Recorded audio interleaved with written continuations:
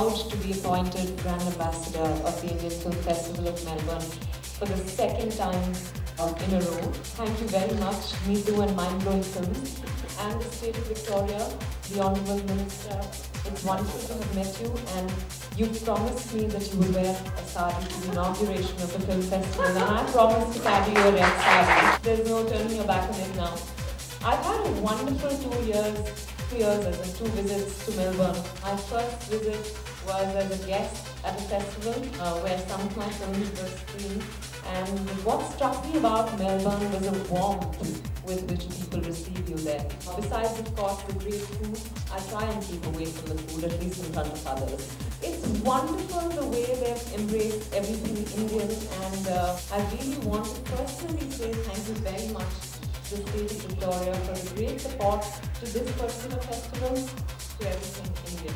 I had a wonderful time meeting the Premier of Ted Beju, who I miss very much here today, but he also promises to be there at the festival. I promise to get him there in a kurta, maybe not a sari. Besides that, the festival boasts wonderful films from all over the country, also from the subcontinent, and as Nita mentioned, there are master classes that happen.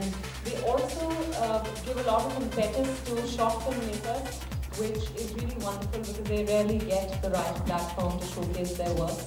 So having said all of that, I'm absolutely thrilled, and I was very, very thrilled to hear that Yashi is going to be there at the festival. I haven't had the good fortune to work with him, but I was hoping that I'd get to interact with him in Melbourne. Like the rest of the country, like the rest of the world, I'm a big, big fan of his work. I'm never going to have that chance now, but I will continue to know him, like most of us, through his work. But I will say this, that in my few interactions with him, I was extremely humble, and I realized that, humility is what makes legends, and that's what he was, is, and always will be. The time I first met him at an event, he hasn't missed a single birthday of mine. He's wished me on every single birthday, and I would be amazed because here I am, a small little aspiring actor, trying to find my feet here. And he was always so encouraging. That's something that I'll always remember about him. I've heard wonderful things about him from people who've known him so well, and like I said, I will miss that.